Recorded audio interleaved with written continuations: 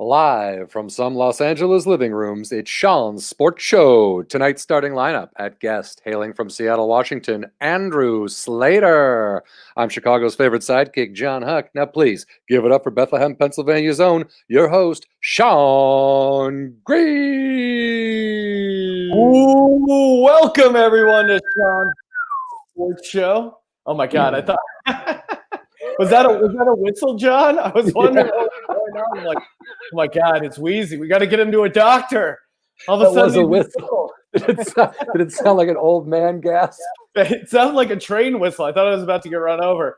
Welcome to the show, everyone. Sean's Sports Show. Sports are back, kind of edition. John, the NHL, it looks like they're kind of they're circling the waters. They got the. What do you think about the 2014 playoff? I think 2014 playoff. What do you mean? Oh, NHL. They're gonna do a 24 team playoff. 2014. Oh, I see what you're saying. Yep. 20 teams, 14 game. What? No, I haven't heard no. it. This is the first I'm hearing about it. 24 teams in the playoffs instead of their normal season. 24. I thought you were saying 2014. You're saying 24 team. Yeah, it'll be fine. I think most of the sports that are coming back, I think they've done their best to implement a plan that makes the most sense. Like I can't be mad at whatever they really decide, because they're giving it a shot. And right now, I think people want to maybe watch some sports, but I could be wrong. Like baseball, I don't know if baseball is going to be able to do it this year. They've got a plan in place, but yeah, the baseball, they can't figure it out. Speaking of baseball, transitions perfectly. Dodger Stadium has been turned into a massive coronavirus testing site. Officials are calling it a historic event. That's right, free parking at Dodger Stadium. All it takes, just a global pandemic, and we can get some free parking. I'm surprised, actually. Yeah, no, I just assume parking's free. It would not surprise me if they were still charging $20 for parking at Dodger Stadium. $18 garlic fries. You know, they're saying they're helping the community, but really, we know where their bread's buttered. That old owner, that old like crooked Dodgers owner, he still owns the parking lot. Isn't that crazy? He makes so much money. It's like $25, $35 to park there or whatever. Yeah, dude, that's the dream. You sell the stadium. Oh, hey, I don't want any of that shit. I'll just collect the parking money. That guy's a genius. I'll just take the cash. I'm actually on some weird list at Dodger Stadium for drinking a beer in the parking lot. Like they're super strict about tailgating at Dodger Stadium. And some guy in a golf cart came up and like made it real official. I had to give my ID. And like, what is this list? Is this a list of people who like drinking beer at a baseball game before the game starts? Everyone? It's a long list. Patrick Mahomes, he gave a graduation speech for the 2020 class at Texas Tech, his alma mater, where he encouraged students to, quote, go out and win their own Super Bowl. Of course, as long as their Super Bowl isn't winning the actual Super Bowl, that's Patrick Mahomes' job. I love how it's like, hey, win the Super Bowl. And by that, I mean, have a normal, regular job where you decide that getting upgraded to senior alternate vice president is the Super Bowl. That's what it's basically saying is, listen, you're not going to win the real Super Bowl, but whatever goal you can achieve, just rename that your Super Bowl. That's your Super Bowl, whatever it is. It's like, oh, my Super Bowl of being a associate at this law firm. Get the Gatorade out. Sorry, Patrick. We don't all have as interesting careers and lives as you, sir. Speaking of interesting, Mike Tyson is considering a return to the boxing ring. Ooh.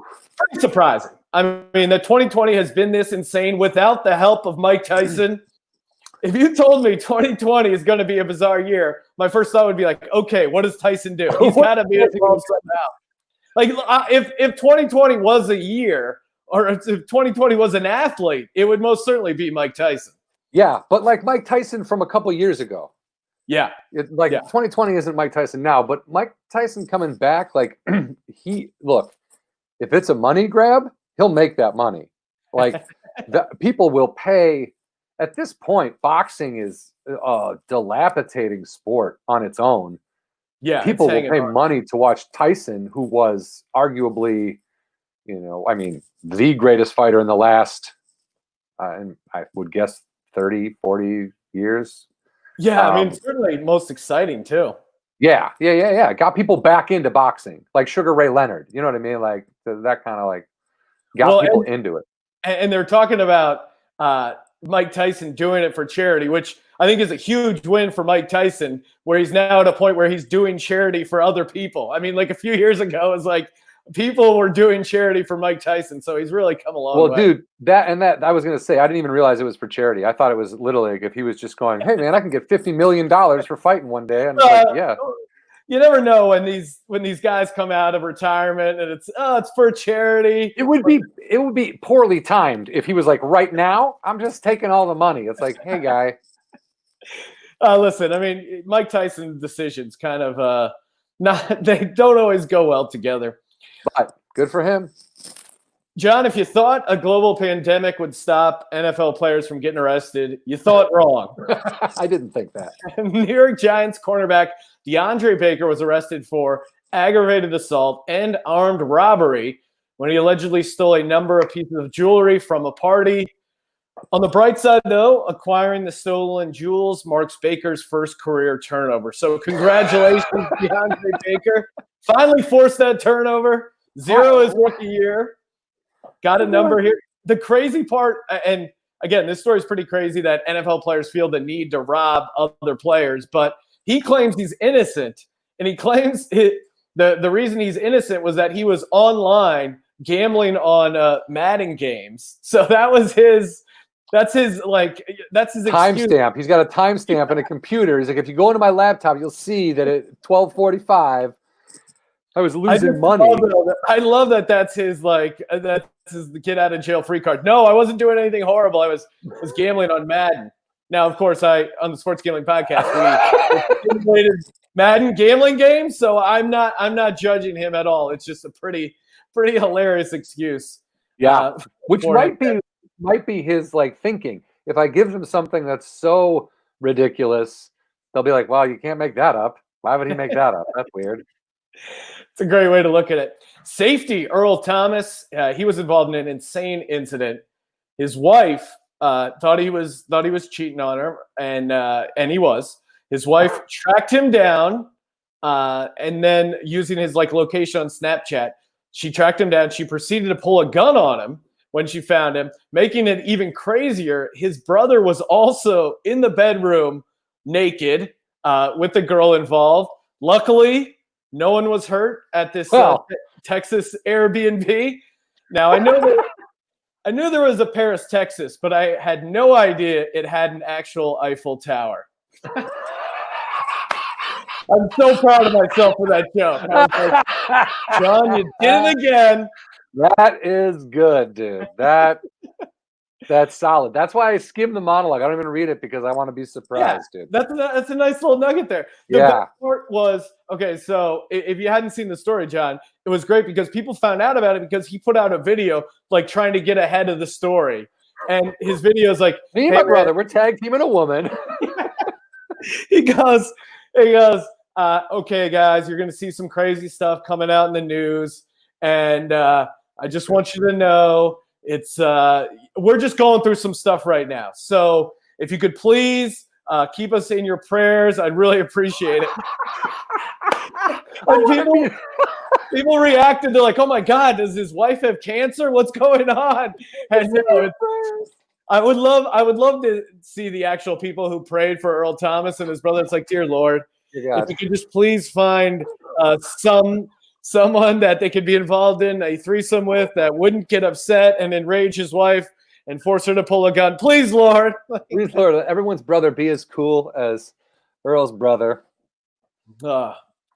And this one, this takes a cake for sports news. An amateur soccer player in France has been suspended for 5 years for biting an opponent's penis.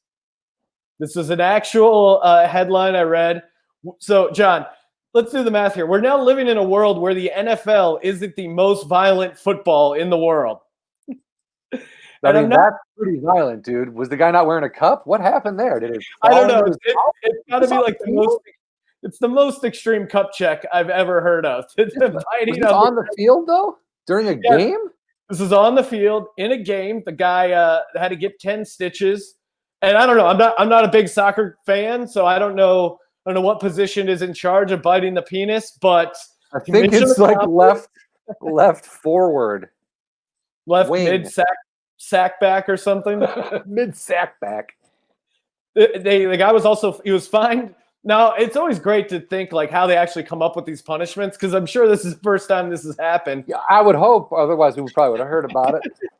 The guy was fined 200 euros, and the team lost 2 points in the standings, which is crazy that they're like, all right, this is so wild. We actually have to – I know you have like 5 ties and 2 wins, but we're going to take away 2 ties. What formula are they using? Did you say 200 euros? Yeah, which seems very reasonable. And granted, this is an amateur soccer event, but that's like a red light ticket. Yeah, if I was the guy involved, I go, "What? It's only worth 200 euros? Are you kidding me, dude? At least 500, please. Like, that's insane. How did it? Is there video? How did it happen? How did he get in there? The logistics are really great. I have not been able to find video. But apparently there was a fight between these 2 soccer teams. One guy goes to break it up, and then that guy decides to attack him by biting his penis, which is just I'm still trying to do the math, and I can't wrap my head around it. But that guy can still play soccer even with bite marks on his wiener, so he didn't really do any like. Yeah, I know. I mean, I guess that's although a good 10 part. Stitches, that's a bite, man. Dude, that is. He's got his incisors involved there. That's not moving over to the world of golf. Peyton Manning and Tiger Woods, they faced off against Tom Brady and Phil Mickelson in what turned out to be the most watched golf event in history. Whoa. And definitely related news. Tom Brady's loss to the Eagles was one of the highest rated Super Bowls. Doing the simple math here, people love watching Tom Brady suck, John. It's just good science. Yeah, people love it. He's one of those guys. It's just so fun to see him lose. Adding to his humiliation was on live television, Tom Brady bends down to get his ball, pick it up, and oh no, rips his pants live on TV. It's just amazing. Now, normally, does he wear that diaper under there? Maybe that's what did it.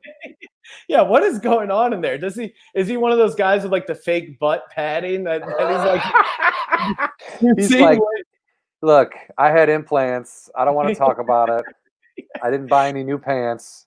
He's definitely had some work done, and I don't know. I thought since it's funny, since it's just so fun to mess with Tom Brady, we do a little segment here. We're gonna put some time on the clock, and for the next 1 minute. I think it's important we take a moment and just fat shame Tom Brady. We're not allowed to fat shame anymore. It's gone. It's no longer politically correct to make fun of legit fat people, but Tom Brady splitting his pants on live television, it warrants a fat shaming in my mind. Here we go. Brady's so fat when he wears high heels, he strikes oil. Tom Brady was baptized at SeaWorld. Tom Brady, harder to kidnap. Tom Brady, I don't want to make fun of him being fat, but can I do something about his shoes? Are we really? I mean, it's a little cruel making fun of Tom Brady. Doesn't he have enough on his plate right now? That is a good point. I mean, Tom Brady has been through a lot. He's about to move to Florida. Yeah, I mean, just choosing to live in Florida. I just wanted Florida to be a punchline because that's I'm riding with you. John. All right, enough of shitting on Tom Brady for being fat. The greatest part though was I go, okay, it'll be fun to look up some stock fat jokes. Oh, I forgot one. If Tom Brady was a psychic, he would be a fortune teller. And that's just good writing. I think that is pretty solid. Some from a Rodney Dangerfield appearance. I tried to Google fat jokes, assuming there were just some stock fat jokes I could copy and paste into the script for this segment. No. Page 1 of Google, 2, 3, I had to go into the dark web to actually get fat jokes. Every single thing that's fat jokes is just fat jokes. Not funny anymore. Fat jokes. The weight is on to change people's mind. Like They're making. they can't even the headline people can't help themselves with crowbarring in a little bit of fat jokes. Not what's for dinner anymore. Oh man. All right, John. Yes.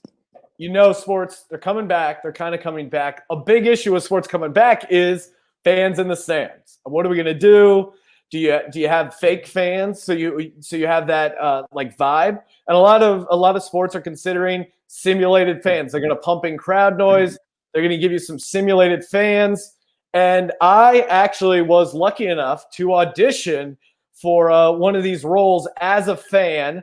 Oh. And this normally doesn't happen, but I got the early cut of what simulated. You the audition? Yes, exactly. Okay, good. Yeah, just for anyone that doesn't usually happen, but cool. No, it doesn't usually work like this. John, you're an actor who actually works, but me, this was rare. I said, "Can I get this? I'd like to play it on my show and just surprise everyone that I'm going to be the voice of the new simulated fans." And yes, here we go. So let's enjoy that.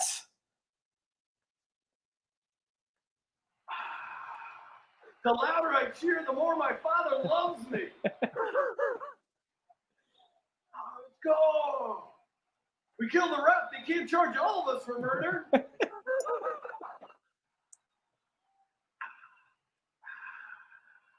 I just go to games, so I'm not technically drinking alone. Sports helps me avoid intimacy with loved ones.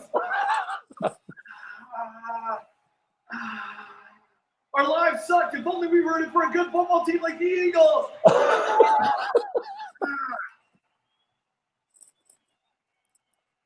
All right. Solid, dude. That'll do it. That was the good old audition tape that I was able to get for whatever reason. Again, not normally. COVID. You've been on a lot of legit commercials, so it doesn't normally work like that, but you're welcome, everyone. I would like to say, too, what exactly, because I've heard this, people, they're putting, what do we do with the stands? Put fake people, put mannequins, like, what kind of vibe do motionless mannequins give off with, like, music or noise being pumped in that the athlete would be like, oh, okay, cool, this feels normal? Like, if I was on the sidelines, I would constantly be, like, creeped out by, like, motionless dolls staring at me. Like, that would be probably more uncomfortable. Yeah, it makes it so crazy. And in Korean baseball, they had sex dolls. They filled the stand with like those real dolls, the sex dolls. Which, Jesus, how is that comforting? Maybe one of the players really can go have sex with the fans. Then that way, in between whatever. Finally, that's the only way they can get athletes not to cheat on their wives is to fill the stand. The stadium's filled. 60,000 sex dolls. Take your pick. Oh man, and all right, moving on. We're talking baseball. Baseball, they got to figure it out. I really hope they do. It'd be awesome if they figure it out in time to actually play some baseball, win people over. One of the issues, of course, with COVID and sports returning is safety, and there's a number of issues in baseball that are very not COVID friendly. So they've come up with some new guidelines in order to get baseball started. Some new guidelines for certain activities you can and can't do and how things will be adjusted. First one, the time-honored tradition of grabbing another player's ass. They're not going to do that? The best part is this isn't a photoshopped photo. Like all the other ones, I had to do some photoshopping. This was great. It's perfect as is. Just both guys. They've made a rule. And from now on, anything, if you want to compliment another player's ass, it's going to be verbal only. Okay. So, example, nice play, almost as nice as that sweet ass you got over there, Harry. Takes out a pitcher. He doesn't slap him on the butt. He says, "Hate to see you leave, but I love watching you walk away." Oh man, I'm just having fun. They look like they're taking his temperature, kind of like, you feel warm. It's Like it certainly looks gentle. It doesn't look like it's a slap or anything. It looks very gentle. Like they're it's just a nice Yeah. how's your butt cheek doing? Yeah, look at that. Look at that one. Oh, that's a nice cheek. Like it's just kind of like a whoa. Another baseball tradition is, of course, spitting of sunflower seeds. The players love doing it, love cracking away, love chopping when they're in the old dugout, and that will no longer be allowed. It's going to be replaced by biting toenails. What do you mean you had to do some photoshopping? No, this is not Photoshop at all. This is a man. Again, whenever I'm doing this show, I go down some weird rabbit holes. Of course, just trying to find one person's photoshopped leg that isn't a part of some weird fetish was very hard to find. But yeah, they're just gonna no more sunflower seeds, just toenail biting, which is normally gross. But again, in these COVID times, COVID. Yeah, exactly. Got to make do. You know, when problems strike, there's always going to be opportunists. One guy, he's actually got an endorsement deal out of these new COVID rules, and it's of course the slugger Yasiel Puig and his new Purell bat. That's right. He partnered up with Carroll. He wants to still be able to lick his bat, which again, insane move. And now that even with no COVID, insane. Very gross. I'm all about superstition. First time I saw him do that, though, I dry heaved a little bit. I was like, what, did he just? I thought it was like an accident, like he meant to go get near it, and then he made contact, and I was like, oh, he's not. Oh my God! And then he did it again, and I was like, it would really be great if just one time he licks it and then just deep throats from there, just to throw everyone off, almost like the Kielbasa Queen in like an old Howard Stern video. Really get people, really get people off their rocker there. Last one, chewing tobacco, again, a staple of Major League Baseball. They're going to allow the players to still chew tobacco. However, instead of spitting on the ground, they're going to have to designate, each team is going to have to designate one human spittoon to catch all the spit. And so there you go. As long as it goes into one player's mouth, I don't know how that's necessarily safer, the baby birding of chewing tobacco spit. But again, they're still spitballing, pun intended, the rules here, trying to figure things out. All right, let's do it. Enough messing around. Let's have a good no more jokes. Joining us in our virtual studio here, Andrew Sleighter. Andrew, what's happening, man? Yay, good to be here. Thanks for having me. That's the best intro I've ever had is someone brought me on. John goes, no more jokes. That's my new intro. No more jokes. Bring on the guests. No laughing. No laughing. Okay, time for everyone to settle down. Here's your next comedian. A real somber solace of an act. Give it up. Do you Not too loud for Andrew Sleighter. You guys have both, we're guys who do stand up. And to me, the one that always gets me is let's keep this show rolling. Because it's just clearly it's just something where you're like, okay, we're all tired of this show. Here's more show. Right. Here, let's push forward a little more. Do you guys remember any particular bad intros? Oh, yeah, always at colleges. College kids give the worst intros. College kids, they just, no matter how many times you try to, they want to say your name first, which is just the absolute death sentence. So okay, your comedian's Andrew Sleighter, and he's been on Comedy Central. You have to have a card in front of them. And and then it always, it's just like crashing into a mat. It's like, so here, I guess come up here now. There's nowhere, because they've already said the name. There's nowhere to land the plane. But what's funny it's so funny you brought this up, because I literally just thought, there's all these protests going on, and my wife and I went to a protest, and those intros for some of these speakers, also I feel like a comic should MC protests to get better intros, because it happened there. It was like, oh man, they just butchered this poor woman's intro. But they're way more supportive about, the crowd is much more forgiving at a protest as long as you're trying. they give it up. On stage, though, they're gonna. Right. Different. On stage, there's no you can't just forget what you were saying and everyone, got it. Come on. There's no You don't get that shit. They carry intro into you and they blame you. Speaking of the protest, quick sidebar. This woman is my personal hero. I don't know if you saw this one. But oh, that's great. You got me. Everything. Right. I hate racism and the Cowboys. Perfect combination there. A life well lived. How have you been? I don't know about you, but sports, it's such a part of my life, even my thinking. It just sucks up a lot of my days. What have you been doing? Have you picked up any sort of new activity, hobbies to kind of fill the void that sports have left so far? No, not really. It's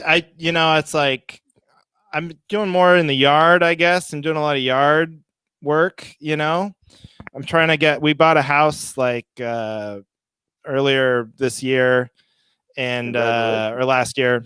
Well, thank you. But I keep saying I'm doing a lot of gardening because I'm trying to get it to look good for when the bank takes it. I think that's responsible. We're all spruced up. Hey, we don't want to give you this shabby. I don't. They don't want. I'm a good loyal customer. I don't want them to have to deal with this yard. But no, but I will say I think no is the answer. And America has not found a replacement for sports. See, they always would say sports is the opiate of the masses. You guys have heard that, of course, right? Oh yeah. Well, I've heard entertainment and media. Entertainment. Okay, yeah. So I've heard it's sports. And it's so true because look what happens. Look how we're having a goddamn revolution because there's no sports on to distract us. And now we're taking control of the country. I guess it's exciting. It's a good thing in a lot of ways. But man, you realize sports really suppresses a lot of shit for people. Yeah, you're not gonna think about society when you have to think about your fantasy football team. Yeah, and that goes away. You're like, oh wait, shit's fucked up. Dude, there's nothing else to focus on except how fucked up the country is. So then, if I'm the CIA or something, I'm like, we got to get sports back. If any deep state operation is going to involve bringing sports back fast, because there's a Navy SEAL team that's going in to get baseball started. Just they're gonna have see all these in this insane plan the NBA's got. They're gonna play in a bubble in Orlando. That's NSA funded for sure. They got you motherfuckers need to get back to work. Yeah, why don't they just they play those basketball games on a battleship? Why not just do that? They put it out on a battleship. You can't get sick of it. Well, speaking of perfect transition, dude, you're a Seahawks fan. Pete Carroll, all-time 9/11 truther, the coach of the Seahawks. This is a great story. If you haven't heard this story, we've talked about it on the Sports Gambling Podcast a bunch, but it just cracks me up every time. So Pete Carroll is a truther. He's all about 9/11 not happening, and that he thinks the government wasn't involved. So he was contacted by a 5-star general who was like, "Hey, I'm a huge Seahawks fan. I'd love to come and tour the facility, hang out, spend a day at Seahawks camp." They say, "Yeah, sure. We'd be honored for you to come and stay with us." And then he's hanging out, and Carroll just starts peppering him with questions about how the government was definitely involved in taking the towers down, to the point that the 5-star general just walked out of the Seahawks training camp. What do you think? What do you think Pete Carroll is cooking up right now? Because if you're a conspiracy theorist right now is your time. There's so many different angles. What do you think he's working on? Well, first of all, I love how Pete Carroll is so skeptical of the nation's narrative on 9/11, but he refuses to throw the ball on fucking first down. Why? He's so old school. He's you got 3 yards in a cloud of dust. He's got the best goddamn quarterback in the league. No, it's too risky, But he's believing these insane conspiracy. How about you believe in analytic or something before you go on? You graduate to jet fuel can't melt steel beams. But go ahead, John. I was just gonna say, isn't he didn't his coaching style come out of college, and didn't he kind of isn't it? Yeah, that's a different kind of mentality. You do forget that's why it's so funny that he's a 9/11 truther, because you forget he's like 78 years old or something, but he just looks so young. So he really, he like was like Bud Grant's assistant or something. I forget. It goes way back. Yeah. You know? So yeah, he does have those sort of old school coaching philosophies, but yeah, he's got to be going crazy right now with the COVID in a lab stuff, or that if you certain things you can't get it, you know, competition Wednesdays. Bat Thursday. I just read a story. He lit fire to a 5G tower outside of CenturyLink. Right. He was 5G conspiracy theories. He was all over those. Yeah. He's been drinking a decent amount of bleach for a man of his age, which is troubling.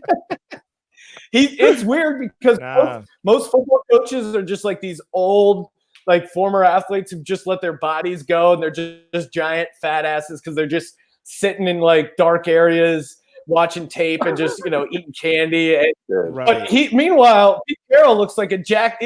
I always compare him to Jack LaLanne. He looks like he just had a great pulling tugboats with a rope across the fucking English Channel. Yeah, he uses all those old timey. He's like the bowling pins to work out your arms.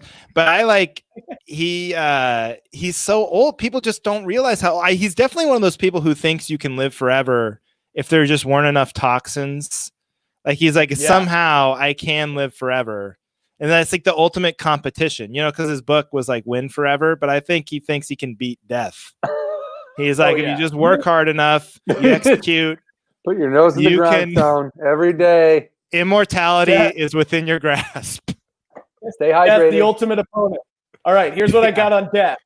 Death loves cancer and loves sitting back in the cover two. Hit you with some early stage 3 stuff. We're gonna run the ball. I know a lot of people like to throw against cancer.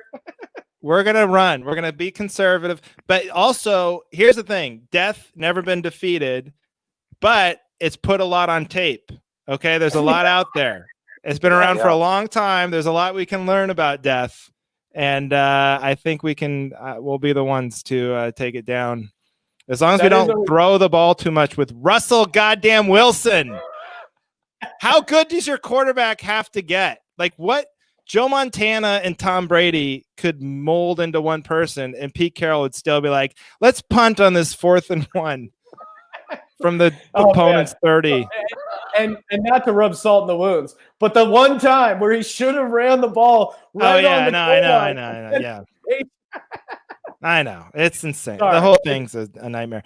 But Pete Carroll, I mean, I feel like we need to develop conspiracy theories about Pete Carroll, because in spite of all of this, the Seahawks, they just win 10 games every year. They always get into the playoffs. It's like, what is he doing? He does stuff that's so obviously wrong, and yet they keep winning. What is your theory on it, Andrew? Well, I think it's like, I think there is some truth to that belief. Like you are what you believe yourself to be, or whatever, like all that bigger, greater truth shit that he really does believe in. Yeah. Like he's like this weird combination of like, you know, he's a conspiracy theorist, but you also think like his preferred candidate would be like Marianne Williamson or something like that. Like that he has real like shaman vibes, you know. But I do think, like, I don't know if it's like pure luck or he does have a connection with the spirit world or whatever. But it definitely is. He's like a life coach that can just get everyone to buy in, and that's why they had to shed so much talent. It was salary cap reasons, but also like they say if you're around him too long, you just start to like not buy into the bullshit anymore. You're like, oh, this fucking guy doesn't know what he's talking about. So he needs to keep bringing in new, like, it's basically like the Seahawks. I got it. The Seahawks are like Scientology. You know what I mean? Scientology will make you more successful. Just look at Hollywood. It works for a lot of people, but you have to sacrifice a huge part of your life to become a Scientologist. And being a Seahawk seems like the same way. Was that a good That's a perfect analogy because right. Oh, dude, that's a great explanation, because if you told me pick one NFL player that's like Tom Cruise, Russell Wilson would be the first guy I picked. He has Tom Cruise vibes completely. I mean, if Tom Cruise was an athlete and was going to, be a Super Bowl champ like Russell Wilson, but also market a concussion water that cures concussions. Right. That's playbook Tom Cruise. And Russell Wilson. That concussion water is a perfect example why Russell Wilson's like the best Seahawk, because He really he's the believes. perfect Seahawk because he believes this crazy shit, and somehow the belief translates. Like Russell Wilson has never missed a practice, not even just a game. He's never missed a practice as an NFL quarterback for like 9 years. So it's like you all this stuff you think is all horse shit, but then like somehow if you believe your own bullshit enough, it happens. So I think that's what gets him to 10 wins every year. I don't know, something like that. Believing your own bullshit. 10 wins every year. Also an ability to overlook indiscretions. Like I got in this little bit of an argument with my wife. Not really, but just like we were talking about, she couldn't believe that I was rooting for this guy. This Seahawks traded for a player named Quentin Dunbar, and then he was not convicted, but he was accused of armed robbery. Like during the quarantine, went to Florida and robbed a bunch of his friends at gunpoint. Yeah, we talked about this. The monologue, DeAndre Baker. Oh. No. I just, being an Eagles fan, I just mentioned DeAndre Baker, but because he's plays for the Giants, and I got to rub that in. But Dunbar was with him, and yeah. Sorry, keep going. But then they were able to change the testimony of witnesses.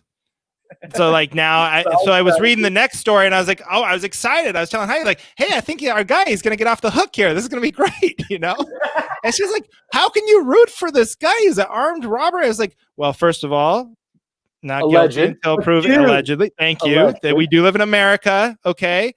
And secondly, I feel like there's only three. There's like the triangle of crimes you cannot root for the person anymore. Like anything in the murder category, we can't root for you anymore. Like anything in the domestic assault, that's like a hard corner. I mean, people, okay, but you shouldn't root for that anymore. And then the sexual assault, that's like the triangle. Anything outside of that triangle, it's fair game. The Seahawks had a guy who was like guilty of like insider trading. People are like, how can you what the fuck are you talking about? That's not even a real First of all, whoever gets mad at that, ask them to explain what insider trading is, and when they can't, like just go, yeah, exactly. Yeah, it's not even a crime. No, I'm rooting for guilt-free on any crime that's outside of that triangle. That's what I've been doing in quarantine, coming up with my own ways to feel better about yourself. Yeah, exactly. Recalibrate the moral compass. That was Michael Kendricks, and that's the kind of guy you want calling your plays on defense. A guy smart enough to figure out insider trading. None of these guys could even come up with insider trading, let alone. The balls of the government to go after an NFL player for insider trading when every goddamn owner of every team got their billions almost assuredly from insider trading. Like, hey, you should like roll this case up. You know what I mean? Like, you ever seen Sopranos? Don't settle for Michael Kendricks. Let's try to get to the top. Somehow I feel like he's not the kingpin of insider trading. He's the street level insider trading guy. Yeah. He's the hand-to-hands on insider training. He's the. All right. Speaking of, we're talking about unlikely, Super Bowls, et cetera, et cetera. We mentioned Peyton Manning. He was involved in the golf event a couple weeks ago. Eli Manning retired. He made his debut on Twitter there finally, and he's kind of a goober. And he's got some deal. He's like talking about hot sauce and. He's going, hey, it's like they're clearly scripted tweets to make commercials. And he's like, how about Twitter? Oh, boy, these are hot finger things. Shut the fuck. Before things got serious, I was just like going, hey, dude, everyone knows these are scripted. I was just like going at him like for no reason. I know Eli Manning's not reading my responses. But like before this happened, I was like, man, I might just really make Eli Manning the guy that I go after now. It's too easy. John, but anyway, Your Eli Manning impression is why I love working with you. That was brilliant. I love throwing him under the bus. So I created a little game, finding the dorkiest facts about Eli and Peyton, and I call it Are you mayonnaise enough? There you go. Oh. Are you Manning enough? Ooh. Now I'm going to throw out some facts, and you guys have to decide whether it's Eli, Peyton, or both of them. So some of these they both are white squared. Okay, this is first fact here. Likes to work on the computer. Much of his time spent online is answering fan mail at his personal website. Is that Eli, Peyton, or both, Andrew? I'm gonna go Peyton. No way. John? I say that's Eli. You're going Eli. Andrew, you're correct. It is Peyton Manning. I don't know when I got this fact from. Yeah, that's horseshit. No way does Manning fucking talk to his fans. Get the fuck ridiculous. This is definitely something a publicist wrote. He answers his fan mail every day. Most of my time is spent corresponding with my fans. All right. Yeah. This one's pretty great. He made a cameo at a Sweet 16 party where he popped out from a cake wearing a baker's hat. Oh my God. Andrew, was that Peyton, Eli, or both of them? Eli. Strong Eli vibes there. Yeah, I mean, it's dorky. I'm going to say Peyton.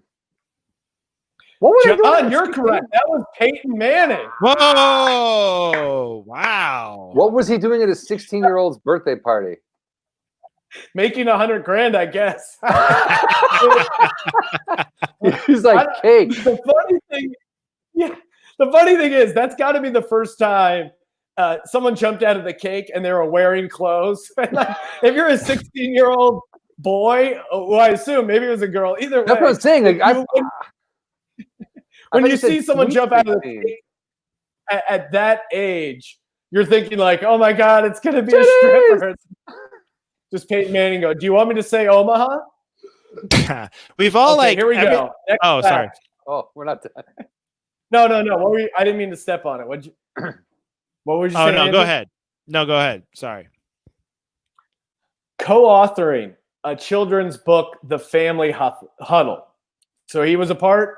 Was it Eli, Peyton, or both of them? Co-authoring a children's book, The Family Huddle. Oh, well, I'm going to say both. Yeah, John? I'm going to say both too because you're saying co-authoring. Yeah, that was lazy writing on my part. I was like, how do I should have just said wrote or helped write a children's book. That would have been a trick question. Well, if you said helped, that would have got, Yeah. The song, this is a great dork fact. The song, This Is How We Do It, is always playing on his iPhone. Is it Eli, Peyton, or both? I feel like, I'm going to go Eli again. John. I think that's Eli. Yeah. You guys are correct. That is Eli Manning, which is just a great visual of like, this is how we do it. God, why though? That's so. Does anyone just hear him singing that and be like, no, that's not how you do it? If you had like 5 guesses of what a song he'd be listening to, that would be in everyone's top 5. That he would and like Baby's Got Back or something like that. And like a Spin Doctors song. Yeah. All right, next one. Threw 6 interceptions in one game. Eli, Peyton, or both? Andrew. Oh, you just have so much hate in your heart. It's got to be both. John. I'm going to say Eli. Andrew, you're correct. It was both of them. Both interception games. I feel like Peyton's rookie year, he threw like 50 interceptions or something insane his rookie year. Like back when people didn't care about interceptions as much. Yeah, I think he had more interceptions than touchdowns that rookie year. That was horrible. Yeah. All right, last Are You Manning Enough question. Starred in a commercial with some dirty dancing. Now, to be clear, not dirty meaning sexual, but from the movie Dirty Dancing. Is that Eli, Peyton, or both? Andrew. I feel like Peyton is always the one who gets stuff like that. So I'm going to say Peyton. Yeah. I would say Peyton Manning too, only because I can't remember the last commercial I saw Eli in, but you guys are both wrong. It was Eli Manning. And it He was holding up Odell Beckham Jr. for the Dirty Dancing lift. Oh, that's right. So he was the Swayze? Get the fuck out of here. Get out of here. He's a Jennifer Grey at best. Oh, How dare you? That's great. Everybody right, put Eli in a corner. we're not going to beat that. Thank you guys, as always, for checking out the show. Andrew, appreciate your time. Where can people catch you at? Oh, just at Andrew Sleighter everywhere. Easy enough. Click my John, name on there. Yeah, there you go. John, where can people check you out? You can find me on Twitter at JONHUCK. I got a new album out called Compromise Maturity. You can find on my website, johnhuck.me. All right. Thank you guys for tuning in to the Sean Sports Show. Have a great rest of the month. Stay safe.